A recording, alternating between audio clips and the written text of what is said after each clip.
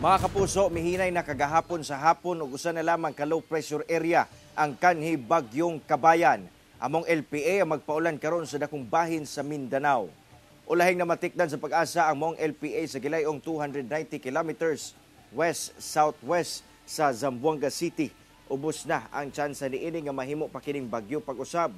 Posibleng mogawa sa mong LPA sa PAR gikan duha ngadto tulo ka adlaw.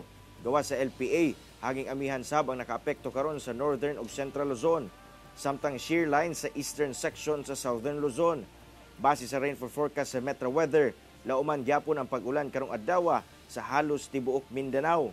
Posible ang heavy to intense rains sa pipila ka lugar nga maghatod og pagbaha o landslide.